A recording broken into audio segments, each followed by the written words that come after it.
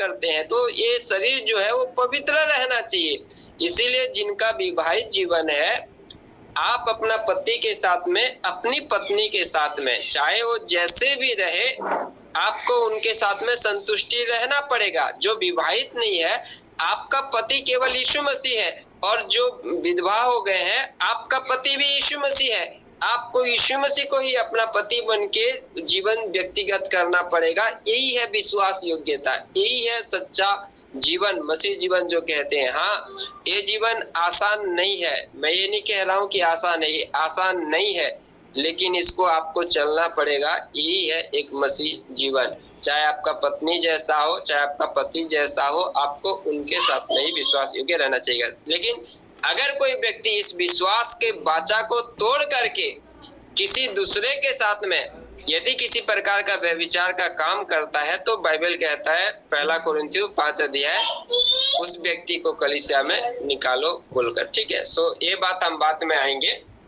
रही बात, प्रभु दास ने पूछा है कि कैसे एक व्यक्ति को हम जान सकते हैं कि वो पक्का विश्वासी है कि कच्चा विश्वासी है बोलकर। सो उसको जानने का बाइबल में कोई भी चिन्ह नहीं है। आपको मालूम होगा, बीज बोने वाला ने बीज बोया, और जब बीज बो के सोने गया तो दुष्ट आके उसमें जंगली बीज बो दिया। आगे आपको मालूम होगा, जब स्वर्गदूतों ने पूछा कि हे राजा, क्या हम जाके जंगली बीज को निकाले? परमेश्वर कहता है नहीं, उसे मत निकालो। क्यों मना करता है? उसके आगे में लिखा है, कहीं ऐसा ना हो कि तुम जंगली बीज को निकालने के चक्कर में असली बीज को निकाल दो, इसीलिए उनको बढ़ने दो। इसका मतलब ये है कि जंगली बीज और परमेश्वर के बीच दोनों को कोई भी अंतर नहीं कर सकता। मेरे जीवन में मैंने कुछ ऐसे लोगों को देखा है जिनको देखने में, जिनके बातों में ऐसे लगता था कि ये 100% परमेश्वर से प्रेम करने वाले लोग हैं, ये कभी भी परमेश्वर को धोखा नहीं देने वाले लोग हैं। लेकिन हकीकत में ऐसे लोग के सबसे पहले में गिर गए, जिनको लग रहा था ना डामाडोल टाइप का, नॉर्मल टाइप का जीवन चलने वाले। इन लोग भले कछुए के समान चले हैं, लेकिन प्रभु के साथ में बने रहे, कभी भी प्रभु को छोड़ के नहीं गए, प्रभु के विरुद्ध में काम नहीं किए। उनमें से मैं भी एक जन हूँ। और मैं ये नहीं कहता हूँ कि मेरे घमंड की वजह से मैं प्रभु में हूँ, नहीं, अगर प्रभु में हूँ भी तो ये परमेश्वर का अनुग्रह है, क्योंकि उसने मुझे हाथ पकड़ के रखा हुआ है। जिस दिन वो हाथ छोड़ देगा पता नहीं कहाँ गिरेगा, इसीलिए प्रभु का हाथ है, इसीलिए हम प्रभु के साथ में है। मैं केवल नहीं, हम लोग में से जितने भी लोग हैं, हम सबके ऊपर में प्रभु का अनुग्रह है। केवल एक ही जगह में प्रभु का वचन कहता है कि एक व्यक्ति को कैसे पहचाना जाए, जो कि मत्ती रचित सुसमाचार 7 अध्याय, शायद उसका 15-16 वचन में इस प्रकार लिखा है। 16 वचन पढ़ दे रहा हूं। और उनके फलों से तुम उन्हें पहचान लोगे, क्या लोग झाड़ियों से अंगूर या ऊंट कटारों से अंजीर तोड़ते हैं। सो एक पक्का विश्वासी और कच्चा विश्वासी को पहचानने का केवल एक ही चिन्ह ही ये जगह में दिया गया है, वो है उसके जीवन का फल। फल का मतलब सेब, अंगूर, केला, संतरा ये नहीं है।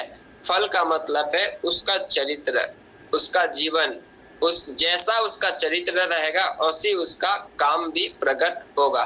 सो उसके फल के द्वारा ही आप जान सकते हैं कि ये कच्चा व्यक्ति है कि ये पक्का व्यक्ति है बोल के। सो मैं जितना भी इस ग्रुप में पता नहीं कुछ लोग का नाम तो नहीं दिख रहा है, लेकिन लगभग मैं जितने लोग को जानता हूँ 90% लोग हैं।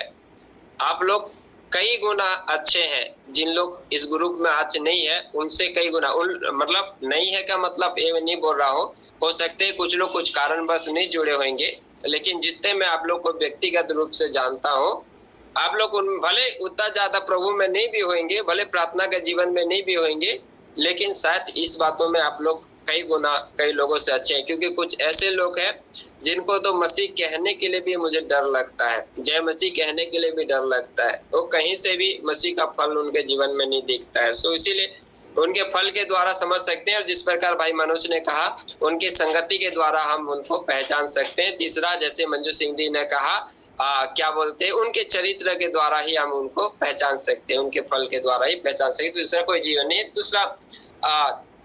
तीसरा जो बात हमारा अम्मा ने कहा है, मिश्रा अम्मा ने कहा कि एक व्यक्ति को अगर दो लोग कहते हैं कि इस व्यक्ति को निकाल दो क्योंकि ये व्यक्ति अच्छा नहीं है, चरित्र नहीं है, सो शायद मुझे जितना समझ पे आया कि वो अम्मा इस प्रकार से कह रही थी कि ये जो शिकायत जो करने वाला है ये भले 2 नंबरी कमाता है लेकिन चर्च में दान ज्यादा देता है। मैं इस प्रकार समझ पाया, पता नहीं आप क्लियरिफाई करना है। चर्च में दान ज्यादा देता है लेकिन ये जो व्यक्ति है जिसके बारे में शिकायत हुई है ये चर्च में थोड़ा कम कमाता है, इसीलिए कम देता है। और कम कमाने का कारण ये है क्योंकि ईमानदारी में कमाता है।